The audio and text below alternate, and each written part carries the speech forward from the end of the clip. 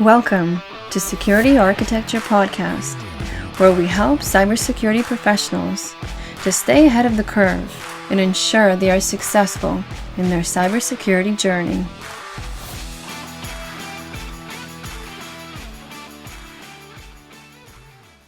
Hi, I'm Evgeny. Hi, I'm Dimitri. We have here Amit from Perimeter 81. Amit, can you please introduce yourself and the company? Yes, absolutely. Hi, Dimitri and Evgeny. I'm very happy to speak with you this evening. My name is Amit. I'm the co-founder and the CEO of Perimeter 81. We're an Israeli cybersecurity company based out of Tel Aviv. We have offices as well as in the US, in New York, and LA. And we, in Perimeter 81, developing a secure network as a service, which is basically speaking a cloud-based platform to consume both security and networking from the cloud as a service. We're about almost 100 employees, growing very rapidly.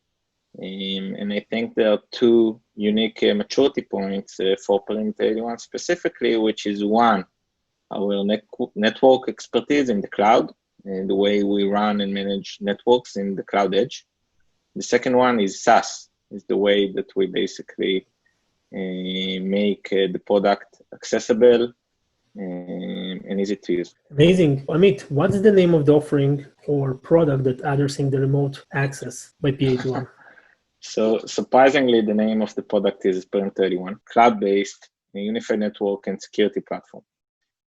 Technically, Perimeter 81 fits to the definition of Sassy, or a secure access service edge, which is a term that was coined by Gartner. I think it was in August last year, which is basically even a newer industry space that is disrupting the way cybersecurity and infrastructure has been consumed till now. So, Amit, if you're going to develop a new product in 6 months, how are you going to call it? Perimeter 82? So it's a good question. It was very hard to choose the name, so I'll try to avoid doing that again. I think with Perimeter 81, we're here for the long run. We don't have any plans to change or go for another product. I think this space is just in the beginning of the beginning, and there is still a very long way to go. As you probably realize, we are a security architecture podcast. So we're talking about architecture mainly. And we want to understand how you guys design, how you guys architected. With remote access, it's very important how you connect. And because we move from on-prem and we move to a cloud, it means we need to understand how the end user will connectly secure quickly and in a scalable way to where they need to connect. Can you describe your architecture? Can you describe the methodology and the logic you guys build behind your product and probably show as well? Yes, absolutely. Let me share my screen. I will show you the high-level architecture, and we can have a discussion around it, and I'll be happy to show a quick demo so it will be more realistic. So generally speaking, Perimeter 81 has a relatively simple concept and three main components. The first component, which is the box you can see spinning in the middle, is our multi-tenant and multi-regional cloud network. So today we operate about 25 to 30 almost data centers spread all over the world, from the US and Europe and Asia and Australia and so forth. And basically speaking, hardware that we bought, we manage and own, and that we're co-locating in different data centers all over the globe. I mean, quick question here.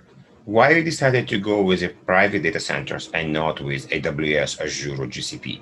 There are two things. One, it's very important to be in the edge, right? You cannot compete with physics, and you need to be close to your customers and to provide the lowest latency that you can. So, for example, for customers in Israel, there is no GCP, there is no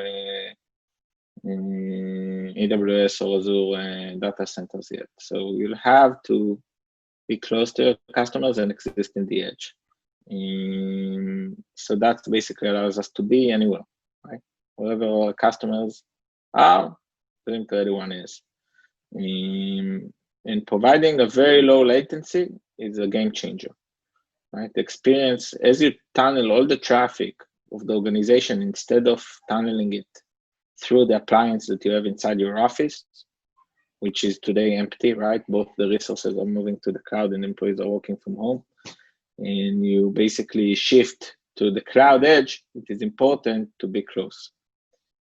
The second advantage is basically the ownership. So we manage the hardware and we manage the connectivity lines and the peering agreements. And it allows us to really offer a very optimized delivery platform that can truly become the bloodstream of the organization to consume both the networking and security from the cloud. So and the third thing is cost, which is basically speaking in the long run is more efficient. Now in Perimeter 81, we didn't start is running our own data centers from the beginning. We started to work with public cloud, and so we shifted them out and moved into our own data centers. Very interesting. So let's say if I'm a customer, may I have a server or number of servers that dedicated to me and serving only my traffic? Or it will be always multi-tenant environment? So the way that we basically architectured our network is that the same physical servers are serving everyone, right? It's a multi-tenant and multi-regional environment. So if you're in Israel, you will work with the data center in Israel, and if you're in the US, you will work with the data center in the US. We have some kind of virtualization level per tenant in order to provide segmentation of the networks between customers. And that is not only based on software, but on true virtualization. So in order to provide a better security and this is something proprietary you guys build, or you use containers or something already available on the internet? We have built a stack of software that basically orchestrate and manage the virtualization. The virtualization itself are basically common things that the market offers, right? I won't go into too much details, but there's a lot of software that we developed and lots of maturity, right? As I mentioned, the company, we have an history of running scalable networks in the cloud, whether it's our previous company, VPN, which was a consumer VPN company that we sold to J2, a public company in the US, right? We continued with the same team and brought a lot of experience and know-how into Perimeter 81. Amit, can you describe how would I connect from my home to a resource in my cloud or in my office, for example? Sure. So I will go back and introduce the two last components. So we spoke about the network, right, which is the bloodstream of the organization. The network becomes the bloodstream of the organization. On top of it, we provide the different security services and we'll address the different use cases. The second component is the management platform, which is basically the control channel or the SDP controller, if you compare it to the software-defined perimeter methodology, right? And that controller is like a control tower in an airport, where the control tower sees which airplanes are taking off, which airplanes are landing, and which airplanes are flying by. So that basically control tower orchestrates the entire security policies and continuously communicates both with the network, which is the SDP gateways, right, and the agent or the browser in the agentless version in order to process commands and enforce user-centric policies. One of the core thinking about Perimeter 81 is to shift from a site-centric security into a user-centric security, right? The question is not longer what is the security policy for the site in Tel Aviv and the site in New York, rather than what is the security policy for Dimitri, right? And that basically the control channel, the control tower, the management platform allows you to do so. And the last component is the agent, which runs on the managed devices of the organizations, which are basically turning on an always-on VPN tunnel to our cloud, to the nearest POP, whenever the user is outside the office, in order to provide a seamless experience, whether you're inside the office or outside the office. I mean, in this case, every connection to my office will be done through the Perimeter 81 cloud, correct? We become the center. We become the bloodstream of the organization. So do I have do I have the full IPsec connection to my HQ, or I only have connection to a specific application? So once you basically you open your laptop on a managed device, all the traffic goes to Perimeter 81. We provide security. We provide also access back to your resources on premise or in the infrastructure as a service, like AWS or Google Cloud. Now, the thinking about it is that instead of tunnel all the traffic through the physical concentrator within your office, you tunnel back only the required traffic per the policies that you configure inside our management platform. Now, there are three main use cases that we support. The first one, which we call outside to inside, which we have the most of maturity of, is the zero trust remote access. How basically users can access remotely resources either in the cloud environments or on-premise. And here we have a complementary solution. One is the agent that runs on the managed device and provides zero trust network access based on the user policy. We enable specific ports and protocols to be exposed and basically accessible by the users. And the second part, which is the agentless version for unmanaged device and applications, is access to the browser, right? To applications that exist in the branch or in the cloud. And we support the range of protocols, including web, HTTP, HTTPS, SSH, RDP, VNC, and Telnet, and basically speaking, allowing the employees to land on a very user-friendly portal in Google Chrome, for example, and start a session to the applications. Now, we break the protocol in our network, right, over here, and we're transmitting basically emulated version of the application to the agent. So there is no network access completely to the network, providing a greater segmentation, and we call it zero trust application access, right? So both the zero trust network access and zero trust application access binded together under the zero trust remote access. That's the first use case that we support. The second use case that we are now focusing on is basically allowing user to internet and branch to internet security. All the features that you use to consume through a firewall, to consume them through Perimeter 81, including intrusion prevention system, IPS, network antivirus, URL filtering, DNS filtering, which we already offer, and others. So basically speaking, on top of our network, we are now implementing a range of security services. Some our own development, and some are partnerships with different partners, like SonicWall, for example, which we have partnered last year, and they also invested in Perimeter 81 in order to enhance our offering to the complete firewall as a service solution. Very interesting. And how do you license this? I'm assuming it's based on the user, because everything is user-centric. Yeah, definitely. Everything is user-centric. It's licensed per user per month or per year. Very flexible pricing.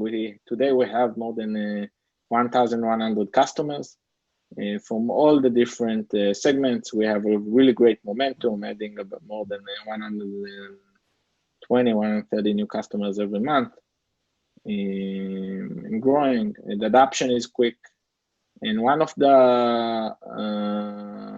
I think the special things about Perimeter 81, that it's very easy to configure and set up. Just like, let's say, Office 365, you can start with relatively low amount of users, land them on the platform, and grow them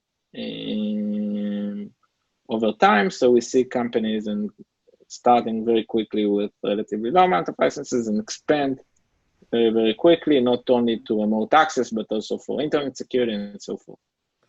How do you ensure scalability in this case, if people are growing very fast? It's a good question.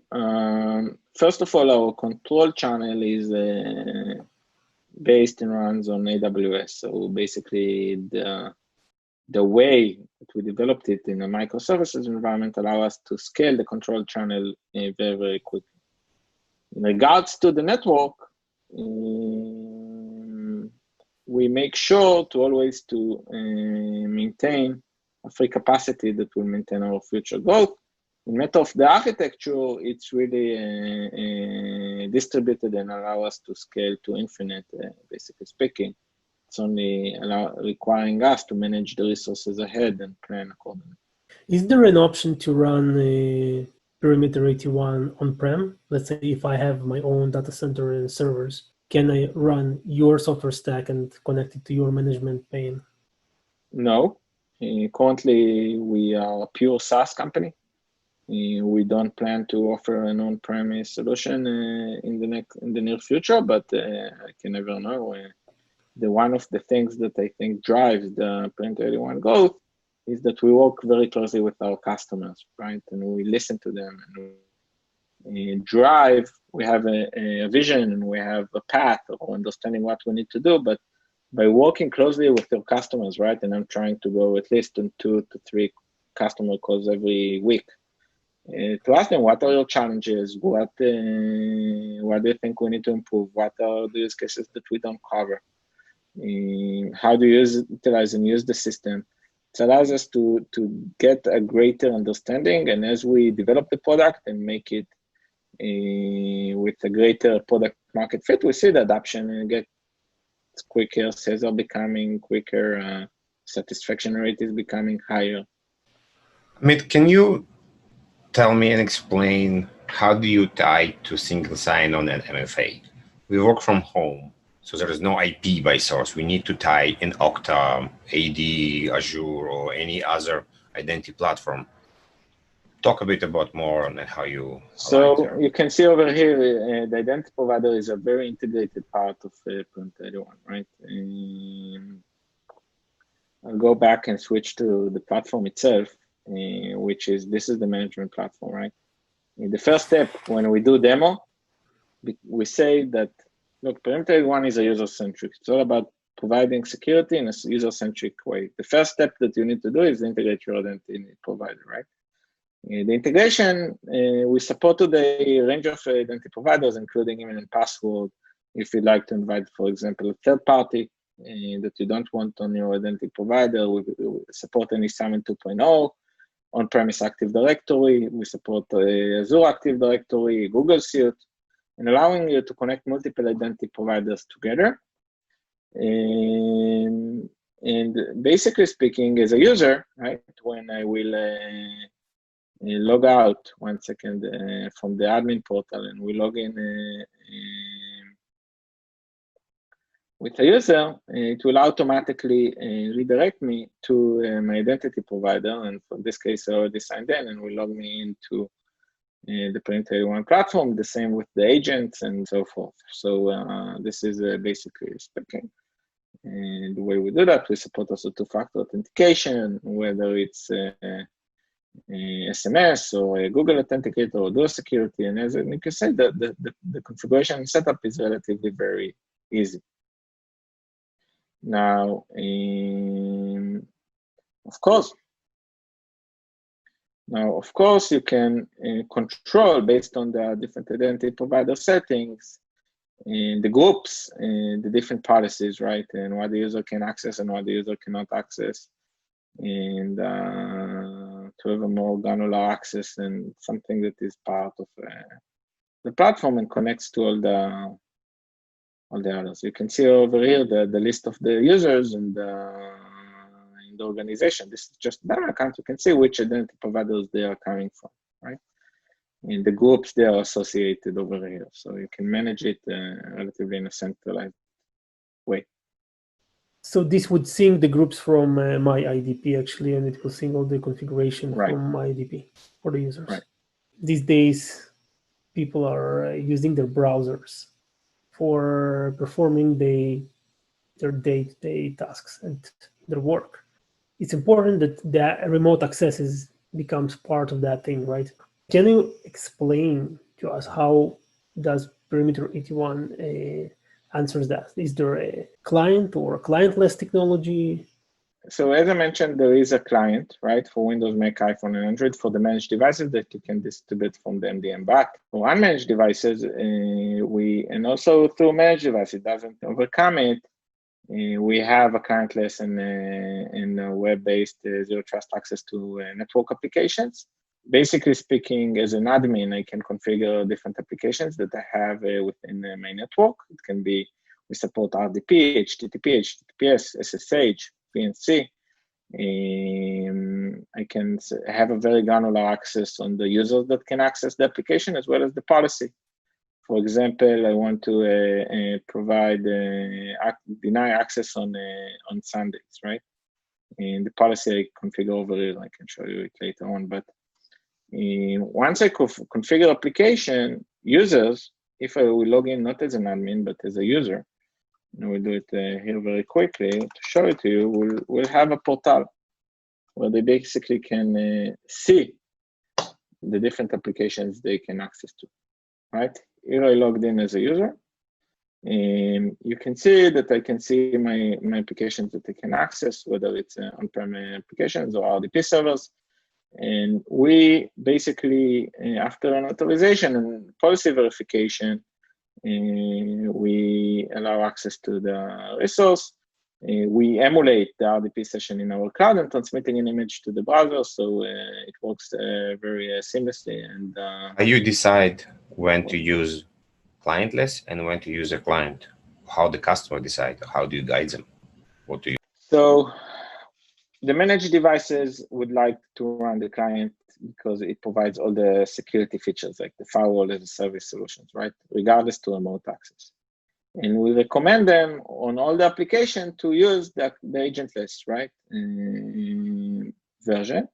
And even the managed devices can use the portal, right? It will only provide them another level of security. The advantage is that you can block completely your application servers from being accessed on the network level. So that's relatively a big advantage. Provides you a greater segmentation. For example, to your SSH server, you don't need to manage keys, right? You can provide access. Yeah, sorry. Sure. You can provide access to your SSH servers very easily and in straightforward way without giving them a network access to the server itself. And I guess there is a detailed log later on that told me who accessed particular SSH server or particular resource. Yeah, there's a detailed activity log, and you can connect your SIM provider as well. Is there a recording for what was done during the session? No. I'm guessing that certain features are available on the clientless and certain available as a client. So for example, printing problem, I cannot print the clientless. So if there's for the client part, what protocols are supported? I know we're talking with many customers, VoIP is a very important protocol. Yeah. File share, printing. So tell what you guys provide and what you guys support. So with the client, we support all ports, all protocols. The client is a replacement to the traditional IPsec VPN you use and provides your network access, but much more granular. The clientless, we support the following protocols: RDP, SSH, VNC, Telnet, and SSH. You can see it over here. And the advantage that we try to accommodate all the different requirements. For example, for RDP, we don't allow you to directly print to your printer at home, but we allow you to print to a PDF, and then you can print the PDF. Amit, can you elaborate more about VoIP and printing? I know they work different as a protocol. Like as a VoIP, for example, when I initiate the connection, eventually have to go point to point. If it all have to go through the cloud, how VoIP will work? So with the clientless and printing, we basically print it to PDF over the browser communication, and then you need to print it in your local computer, right? And with the client? With the client, we provide network access. So as long as you basically allow rule to have a complete network access to port 3389 in the RDP, then you have a complete access to your native Windows RDP client. But I still need to deploy a type of proxy in my environment to actually allow this communication. How VoIP will work? Because in a VoIP session, I'll have to go point to point. Would I go through your cloud, or it will go separately? You will go, once you basically build your network in Client-31, you need to build up your routing tables, basically to specify which routes are existing behind which tunnels, right? So if I go back to the architecture, if you are outside the office and you'd like to communicate with, for example, your colleague over here, you'll have to basically specify, once you build a network, what IP subnets are behind of this tunnel to the headquarters, right? And then once you basically initiate a VoIP conversation to your colleague, it will route from Client-31 back to the headquarters. So it does go through your cloud? Yes. Does people experience any slowness or complaints, or do they usually have enough bandwidth? Latency, I guess, more. I think the advantage with Client-31 is that we remove, right? We reduce the load from the appliance in the headquarters because we terminate the connections, and basically drives better results, given that we are so very close to the customers usually because of our cloud edge POPs, and it increases performance. Additionally, we are now switched recently to a WireGuard protocol instead of IPsec, which is a very much faster tunneling protocol than the traditional IPsec, which provides better results as well from any VPN that currently being used with any appliances. Let's say I'm somewhere distant and I have a very slow network. Or example, I'm roaming between networks. How would the agentless and the agent solution behave in such case? Would it still maintain the continuous connection and seamlessly switch me? Or I will have to relog in, reconnect, or do something else? So I'll start with the agentless. The agentless basically runs within the browser. We delegate some of the quality of the emulation that's being transmitted to the browser. You can, like when you're watching YouTube, right, in slow network, then it wouldn't run in HD, it would run in 480H. So you basically see some degradation in the quality of the rendering. But it wouldn't break. In matter of the agents, the fact that we basically switch to WireGuard, which is a session-less tunneling protocol, you can think about SSH, right? When you're moving between networks with SSH, depends on your security configuration, but the tunnel can sustain and remain stable. While IPsec basically breaks the session and requires you to reconnect and reestablish the connection and so forth, which is very, very annoying. So WireGuard is definitely something that we managed to work in a very stable way, even with 60 and 70% packet loss. Amit, what about reporting? What about user behavior? Do you guys track anything interesting in this case? What people ask you to report? So definitely something that we are going to invest in the next coming quarters more. Today we have a full activity log, right? Which application the user accessed, from where, what device, and so forth, as well, allowing you to export it to your same environment. But as we're adding now more security features to the platform for use case number 2, we will need and will want to show more security valuable information, right? So it means collecting much more logs and reports from the system and to visualize it in real time. For example, one of the features that is coming in the next quarter is a real-time view, like when, like in Google Analytics, when you can see your website, who is accessing where and what is doing. So that's the real-time view like to provide to our customers of what's going within their network. So there are lots, as you can imagine, providing a user-centric security. You can provide also user-centric activity and trail audit and so forth. I think with the simplicity of the platform, the sky is the limit. And there are many things that we can add. We need to prioritize. I think that Sassy specifically will see unification of different security vendors and security offerings, not specifically mergers and acquisitions, but also partnerships and marketplaces and so forth, because instead of consuming security from the on-premise and installing a security solution in the laboratory, testing it, making a POC, right? The implementation can be very quick, integrations can be very quick with different security vendors, right? So if there would be a security vendor that will provide a very sophisticated machine learning, AI type of activity, audit and monitoring, it's something that we will definitely be happy to add to on top of Thank you. Thank you. We want to open up to open topics. We're around half an hour of recording right now.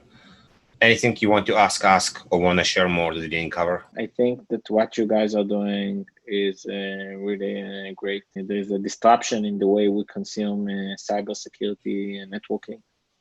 I think the market will completely change. It would happen already in IT and storage, or in Dropbox and Box and so forth, and it will happen with security. It's still not 100% clear how it will look like exactly. But I think that this year, and specifically COVID, that accelerated the trend, gave it a really great momentum, both for the Sassy space and for us, for Perimeter 81 specifically. I'm really excited and I think very grateful to be in this space now, which I think will completely change the way we work and consume security. I agree. Great. We're going to definitely share links to your POC and demo and white paper when we're going to publish the episode with all the information. And if, Dimitri, any questions from you to Amit? It would be great to see how you're actually connecting from the client side. This is basically the agent that runs in the background, right? Can run in always on mode. It can be on demand. Basically, once you can see the view, all the traffic goes to Perimeter 81 and provide security. For example, if I look what is my IP address, you'll see that the ISP is Perimeter 81, right? Nice. I mean, what happened if a customer also use a cloud-based web gateway or something else, zero filter? So the idea is that today we have some solutions in order to make it work, but ideally in the future we become the cloud gateway. Okay. There's no need to double. Basically, it's one of our core offerings, specifically in use case number 2. Awesome. Amit, thank you very much. It was our pleasure. Thank you, Amit. Absolutely. Please remember to subscribe to our podcast and join us for our next episode.